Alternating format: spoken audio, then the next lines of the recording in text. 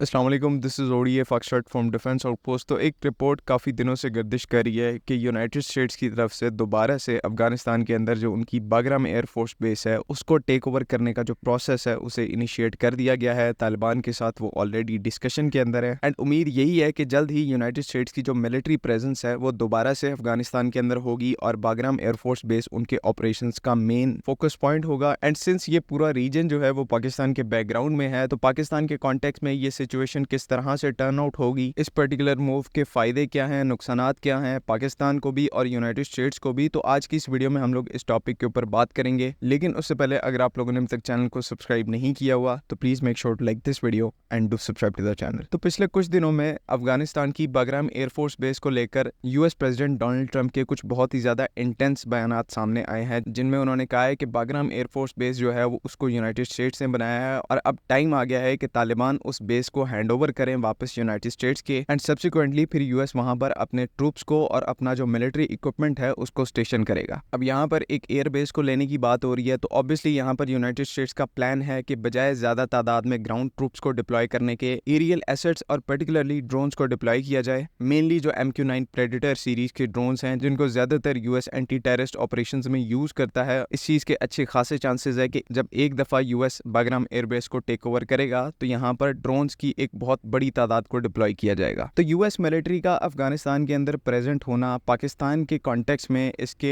Positive impacts भी हैं और नेगेटिव इम्पैक्ट्स भी हैं। पॉजिटिव इम्पैक्ट यहाँ पर यह है कि यूनाइटेड स्टेट्स के दोबारा से इस रीजन में आ जाने के बाद, क्योंकि उनके साथ एक बड़ी तादाद में मिलिट्री और एरियल एसेट्स जो है वो आएंगे एंड बाद में यही एरियल एसेट्स जो है वो एंटी टेररिस्ट ऑपरेशंस में एयर स्ट्राइक्स के अंदर पार्ट लेंगे। ऑब्वियसली पाकिस्तान की मिलिट्री के साथ यहाँ पर प्रॉपर कोऑर्डिनेशन रहेगी और टीटीपी के जो फैक्शंस हैं, टीटीपी की जो हाइडआउट्स हैं अफगानिस्तान के अंदर, उनको न्यूट्रलाइज करने में ये यूएस की जो मिलिट्री है वो बहुत बड़ा रोल प्ले करेगी, जो कि अल्टीमेटली ये चीज पाकिस्तान के लिए बहुत फायदेमंद होगी कि बगैर बॉर्डर क्रॉस किए हुए जो थ्रेट हमारी नेशनल सिक्योरिटी को इस टाइम के ऊपर लाहक है, हम उसको किसी न किसी तरीके से न्यूट्रलाइज कर पाएंगे या उसको इस हद तक नुकसान पहुंचा सकेंगे कि वो कल को हमें दोबारा से थ्रेटन ना करे। मेनली यहाँ पर तहरीक तालिबान पाकिस्तान या फिर टीटीपी की बात हो रही है, जो कि अक्रॉस दी बॉर्डर अफगानिस्तान के अंदर एक बहुत ही स्ट्रॉन्ग पोजीशन के अंदर है एंड जब भी पाकिस्तान कोई एयर स्ट्राइक्स या फिर क्रॉस बॉर्डर स्ट्राइक को कंडक्ट करता है तो एक बहुत ही बड़ा बवाल खड़ा किया जाता है कि पाकिस्तान अपने हमसाय मुस्लिम ममालिक के ऊपर बमबारी कर रहा है, वहां पर इंसानी जानों का ज़िया हो रहा है। इस तरह का एक बहुत बड़े लेवल के ऊपर प्रोपेगेंडा जो है वो पाकिस्तान के अगेंस्ट में खेला जाता है। तो यूएस मिलिट्री के बागराम एयरफोर्स बेस में आने के बाद जब अफगान सरजमीन से ही अफगान सरजमीन के ऊपर टीटीपी फैक्शंस के खिलाफ एयर स्ट्राइक्स होंगी तो लॉजिकली पाकिस्तान के अगेंस्ट में कोई भी किसी भी किस्म का प्रोपेगेंडा नहीं कर पाएगा। तो ओवरऑल यूएस मिलिट्री के एरियल एसेट्स का अफगानिस्तान में आने का ये पॉजिटिव इम्पैक्ट जो है वो पाकिस्तान के ऊपर पड़ेगा एंड ऑब्वियसली जहां पर पॉजिटिव इम्पैक्ट्स होते हैं वहां पर नेगेटिव भी होते हैं। पब्लिकली लोग इस चीज के बहुत ज्यादा खिलाफ जाएंगे कि दोबारा से पाकिस्तान यूनाइटेड स्टेट्स को अफगानिस्तान के अंदर अपना फुटप्रिंट मजबूत करने के लिए हेल्प आउट कर रहा है। ऑब्वियसली बड़ी तादाद के अंदर लोगों को तमाम एंगल्स का, तमाम पॉइंट ऑफ व्यूज का पता नहीं होता, तो वो एक जनरल आइडिया ही लेके चलते हैं कि यूनाइटेड स्टेट्स अगर दोबारा से अफगानिस्तान में आता है तो पाकिस्तान के लिए अच्छी न्यूज बिल्कुल भी नहीं है। खैर ये एक बहुत ही ज्यादा कन्फ्लिक्टेड पॉइंट ऑफ व्यू है, इसके ऊपर जितनी भी बहस करेंगे उसका रिजल्ट कोई नहीं निकलेगा, लेकिन at the end of the day Pakistani कौम का इस चीज को समझना बहुत ही ज्यादा जरूरी है कि हम चाहें या ना चाहें हमारे खिलाफ दहशतगर्दी की एक बहुत बड़ी जंग जो है उसको हम पर मुसल्लत करने की कोशिश की जा रही है और इस आने वाली जंग का जो स्केल है वो पिछली जितनी भी दहशतगर्दी की जंगें हमने लड़ी हैं उनसे बहुत ज्यादा होने वाला है। और ये भी बात बिल्कुल वाज़ेह है कि इस जंग को हम अकेले बिल्कुल भी नहीं लड़ सकते। हम क्या, दुनिया में कोई भी कंट्री इस तरह की नॉन कन्वेंशनल जंग का मुकाबला नहीं कर सकती, उसको सर्वाइव नहीं कर सकती अगर वो इस पूरी सिचुएशन को अक्लमंदी से हैंडल नहीं करते, अपने जज्बात को आगे रखते हैं। तो मेरे पर्सनल पॉइंट ऑफ व्यू के हिसाब से पाकिस्तान के लिए इस टाइम के ऊपर एक बहुत